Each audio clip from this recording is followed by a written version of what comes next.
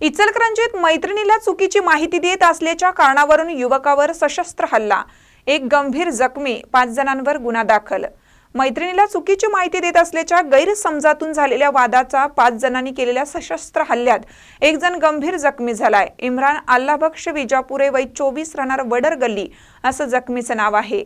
या प्रकरणी आलोक माने, राहणार शाहूनगर गल्ली नंबर 10, रोहन लोखंडे, राहणार नारळ चौक व अन्य तिघे अशा 5 जणांवर शिवाजीनगर पोलीस ठाण्यात गुन्हा नोंद करण्यात आलाय। याबाबत पोलिसातून मिळालेली अधिक माहिती अशी की इम्रान विजापुरे व आलोक माने हे दोघे एकमेकांच्या ओळखीचे आहेत। आलोक हा आपल्या मैत्रिणीला चुकीची माहिती सांगत असल्याबद्दल इम्रान याला गैरसमज होता। याच कारणातून इम्रान आणि आलोक यांच्या 2-3 वेळा वादावादीही झाली होती।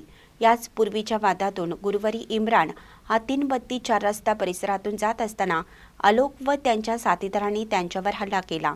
माझ्याकडे रागाने बघतो, तू अजून मस्ती करतोस, तुला आता सोडणार नाही असं म्हणत आलोक याने इम्रान याला मारहाण सुरू केली व रोहन व अन्य तिघांनी लोखंडी पाईपने इम्रानच्या मांडीवर मारून जखमी केलं। तसेच आलोक याने चाकूसारख्या धारदार शस्त्राने इम्रानच्या छातीच्या खालील बाजूस भोकसले। त्यामध्ये इम्रान हा गंभीर जखमी झाला। मोठ्या प्रमाणात रक्तस्राव होऊन इम्रान हा बेशुद्ध पडल्याने नागरिकांनी त्याला तातडीनं इंदिरा गांधी सामान्य रुग्णालयात दाखल केलं। त्यासाठी प्राथमिक उपचार करून जखम खोलवर असल्याने पुढील उपचारासाठी सांगली सिव्हिल रुग्णालयाकडे पाठवण्यात आले। या प्रकरणी 5 जणांवर गुन्हा दाखल करण्यात आला। महानकरी न्यूजसाठी सुभाष भस्मे, इचलकरंजी।